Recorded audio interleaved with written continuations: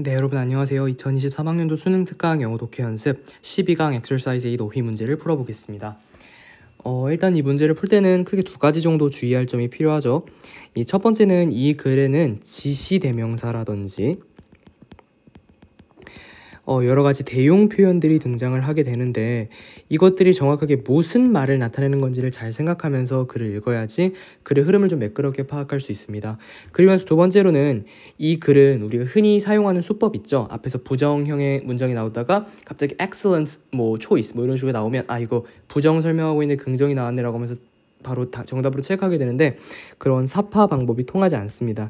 이거는 이 글을 읽고 문제를 풀기 위해서는 이 아리스토텔레스의 비유에 대한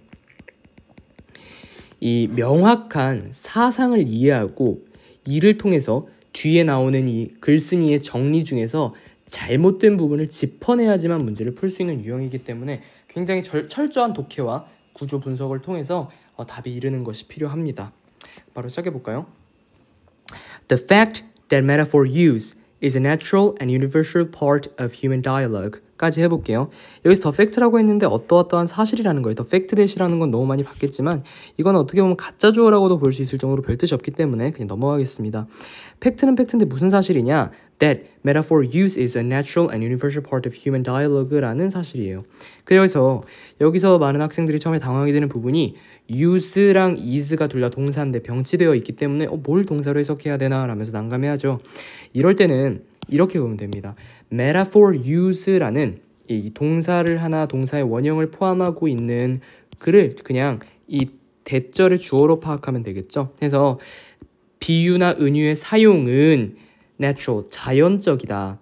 그리고 나서 보편적인 부분이다. 사람의 대화에 있어서. 그러니까 사람이 대화하는 데 있어서 비유를 사용한다는 것은 굉장히 자연적이고 보편적이라는 사실은 하면서 글이 진행이 되겠죠. 그리고 제가 여기서 메타포에서 이제 각주를 해놨는데 메타포에서 각주를 해놓은 이유가 뭐냐면 메타포를 많은 학생들이 그냥 너무 단순하게 그냥 뭐 빗대서 표현하는 거 아니야 라고 하고 넘어가지만 사실은 그렇게 간단하게 넘어갈 만한 개념은 아닙니다. 메타포이라는 것은 흔히 우리가 비유 혹은 은유라고 하죠. 은유는 뭡니까? 은근하게 빗대는 거 아니겠습니까? 해가지고 많은 학생들이 대충 이렇게까지만 알고 있지만 정확하게 은유가 무엇인지 사례를 통해서 한번 점검해 봅시다.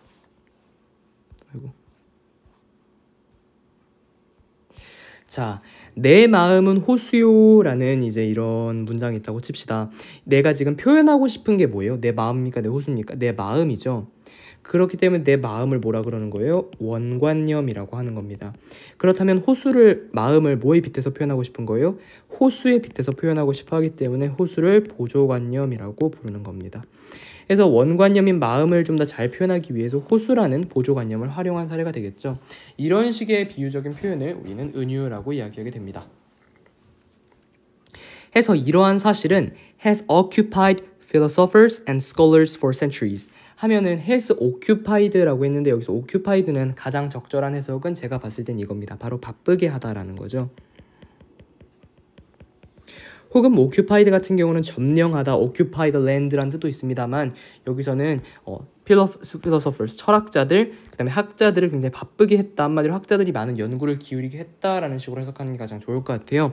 For centuries, 거의 100년 동안 이런 비유가 인간의 대화 속에서 보편적으로 사용된다는 사실은 학자들을 바쁘게 했다고 합니다. 100년 동안. And the question of 질문이래요. 무슨 질문이냐면 how metaphor operate, 어떻게 비유가 작용하는지, 그리고 나서 how they relate to language more generally, 어떻게 그들이 언어와 조금 더 일반적으로 연관되는지에 대한 질문은 is by no means new. 여기서 by no means라는 것도 잘 봐둬야 되는데 by no means라는 것은 뭐냐면 결코 뭐뭐가 아니다라는 거죠. 앞에 뒤에 뭐가 나와 있어요? 형용사 new가 나와 있죠. 그렇기 때문에 이런 거예요. 그러니까 이 어떻게 비유가 작용하고 그리고 나서 어떻게 비유가 언어 속에서 좀 더 일반적으로 관련되는지에 대한 내용은 전혀 새롭지 않다는 거예요. 이러한 질문들은. 한마디로 이러한 질문들이 for centuries, 100년간 끊임없이 계속 제기되어 왔다는 사실을 알 수 있죠. 여기서 new가 오기가 적합할지는 좀 뒤에 문장을 더 읽어보면 더 확실해지겠지만 사실 뉴가 적합하죠. 그러니까 이러한 연구가 100세기 동안 지속되겠다고 했잖아요. 그러니까 이러한 질문들이 새롭지 않고 지금까지 계속 일반적으로 해져왔다는 것을 나타내는 게 가장 자연스럽죠. 자, a seminal analysis of this was done by Aristotle hundreds of years before the Common Era. 볼게요. The seminal analysis라는 건 세미널은 밑에 각주를 달아줬죠. 중대한이라고. 이 중대한 analysis 하면 뭐예요? 이제 분석이라는 거예요. 중대한 분석은 of this. 자, 여기서 첫 번째로 제가 지적한 포인트가 나옵니다. this가 뭘까요? 바로 여기서 얘기했던 바로 metaphor use를 얘기하는 거예요. 혹은 metaphor을 얘기할 수 있겠죠. 해서 이 메타포에 대한 사용, 즉 비유나 은유의 사용에 대한 중대한 분석은 누구로부터 수행됐다는 거예요? 아리스토 아나요? 아리스토텔레스. 자, 과거 이 알렉산드리아 제국을 건설한 알렉산드리아의 스승이기도 했던 그리스의 철학자인데요. 이 아리스토가 이것에 대한 중대한 분석을 했다는 겁니다. 언제? Hundreds of years before the Common Era라고 했는데 이게 Common Era가 뭐냐면 서력기원이라고 나오죠. 사실 이건 아무 의미가 없는 각주예요. 서력기원이라는 말 들어봤어요? 못 들어봤죠? 이 서력기원이라는 것은 지금 2023년 아닙니까? 2023년이지만 2023년 전을 BC, Before Christ라고 하죠.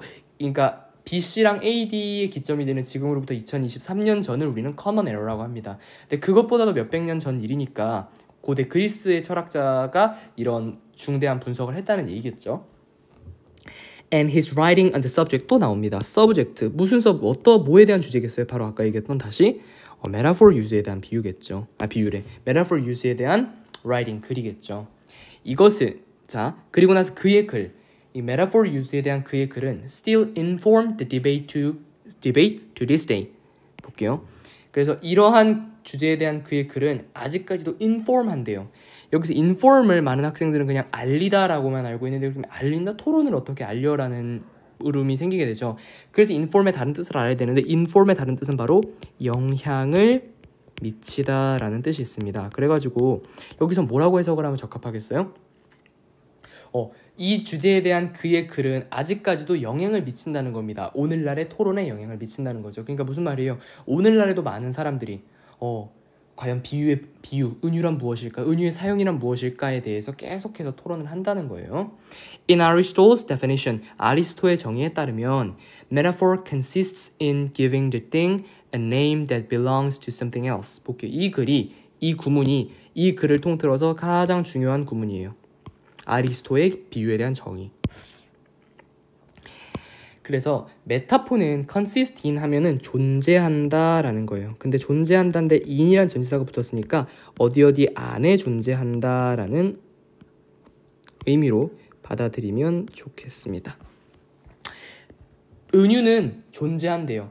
어디에 존재하냐면 giving the thing name, 사물에게 이름을 주는 것 안에 존재한대요. That belongs to something else. 그것은 name은 name인데 어떤 name이냐면 that belongs to something else. 다른 것에 속하는 name이라는 거예요. 다시 은유란 무엇입니까? 아리스토에 따르면 은유라는 것은 존재하는데 뭐에 존재하냐면 이름 붙이는 것에 존재한다는 거예요. 사물에게 이름을 붙이는 것. 어떤 이름이냐면 그 이름은 다른 것에 속하는 이름이라고 합니다. 제가 아까 들었던 내 마음 호수요라는 예시를 비유를 해서 파악해 볼까요? 자, 내가 이름을 붙이고 싶어 하는 대상은 무엇입니까? 바로 내가 이름을 붙이고 싶어 하는 thing은 뭐냐면 이 마음이라는 대상이에요. 그렇죠? 이 마음이라는 대상인데 내가 여기에 새로운 호수라는 이름을 붙여줄 것입니다. 이 호수라는 이름은 마음은 일반적으로 뭐예요? 사람의 심리라든지 생각 이런 것들에 속하는 토픽이죠. 그런 토픽에 속하는 개념인데 이 개념 다 1인데 예컨대 호수라는 것은 지형물, 산악, 자연 이런 데 속하는 다른 개념 아닙니까? 이런 다른 개념에 있는 것에 이름을 마음에 붙여주는 작업이에요. 아리스토텔레스가 정의한 은유란 이런 것입니다. 여기까지 이해가 되죠? He based his argument on. 그는 그의 주장을 무엇을 기반으로 했냐면 the given assumption, 이러한 주어진 가정을 기반으로 했다고 합니다. 무슨 가정이냐면 이것도 굉장히 중요해요. 아리스토텔레스의 생각이 이거였고 아리스토텔레스가 가정한 바가 다음과 같았습니다. 이 가정한 바가 답과 직접적으로 연결되기 때문에 잘 파악하도록 합시다. He's based on argument on given assumption that 어떤 가정이냐면 a word has real meaning에 밑줄 칩시다. real meaning, 진짜 뜻이 있다는 거예요. 그리고 나서 that metaphors amongst other figures of speech 하면은 스피치, 즉 스피치라고 하면 앞서 나왔던 비슷한 뜻으로는 뭐가 있냐면 다이알로그가 있어요. 이거 굳이 편선을 하고 싶지 않지만 여기다 써놓읍시다. 다이알로그랑 스피치는 여기서 같은 뜻으로 쓰인 거예요. 스피치를 두고 무슨 발언 이렇게 생각하면 안 돼요. 그러니까 스피치에 있는 다른 구성 요소들 중에서 metaphor를 얘기하는 거예요. 그러니까 단어는 진짜 뜻이 있는 거예요. And that metaphor, 그 비유는 are a modification. modification 하면 뭐예요? modify의 명사형이거든요. modify는 수식하다라는 거예요. 해서 metaphors 하니까 비유는 수식이래요. 무슨 수식이냐면 of the more genuine, 더 진짜의, 더 평범한 sense, 감각, 느낌 이런 거죠. 그러니까 뭐예요? 이 metaphor이라는 것은 이 진짜 여기서 real이랑 genuine이랑 또 대응이 되는 거예요. 이 진짜 또 지극히 평범한 감각에 수식해주는 역할을 하는 거예요. 뭐가? 메타포가. 예컨대 이런 거죠. 그냥 내가 내 마음은 착해라고 이야기를 하면은 그건 단순하게, 혹은 내 마음은 넓어 이렇게 얘기하면은 굉장히 뭐라고 할까? genuine, 진짜 그냥 마음만 단순하게 이야기하는 거고 conventional, 평범하죠. 하지만 여기에 metaphor를 통한 modification, 수식, 호수라는 modification을 해주면 더 많은 뜻을 담게 되는 거겠죠. This fundamental notion, 이러한 근본적인 notion 하면 생각관념이라는 건데 이 notion 생각관념은 앞서 나왔던 많은 것들을 다 포함하고 있는 거예요. 아리스토텔레스가 얘기했던 은유 혹은 비유의 정의라든지 그것을 어떤 사상의 기반을 두고 있는지 전부 다 포함한 notion에 이 포함한 개념을 notion에 담은 겁니다. notion은 notion인데 무슨 notion이냐면 that metaphors are, 비유가 primary linguistic function has dominated our view of metaphors ever since라는 거예요. 끊어볼게요. 한 번 읽으면 어려우니까. 노션은 노션인데 이 근본적인 개념은 무엇이냐. 여기서 근본적인 개념은 다시 한번 얘기하지만 아리스토텔레스의 개념이에요. 여러분들이 비유에 대해서 뭐라고 생각하는지는 1도 관심 없습니다. 그냥 아리스토텔레스가 한 말만 가지고 문제를 풀어야 됩니다. This fundamental notion, 노션은 노션인데 무슨 노션이냐면 that metaphors are, 비유가 primary linguistic function이라는 거예요. primary가 뭐예요? 토플 문제를 풀다 보면 그런 교재를 만나게 될 겁니다. TOEFL primary. 이거는 토플에 대해서 아주 잘하는 사람이 하는 교재예요? 아니면 토플 처음 입문하는 사람들이 하는 교재예요? 입문하는 사람들이 하는 교재예요? 한마디로 얘기해서 primary는 이전에 이런 뜻입니다. 그래서 이 글에 따르면 이 문장만 보면 아리스토텔레스의 이러한 생각은 비유가 언어 이전의 펑션, 작용이라는 거예요.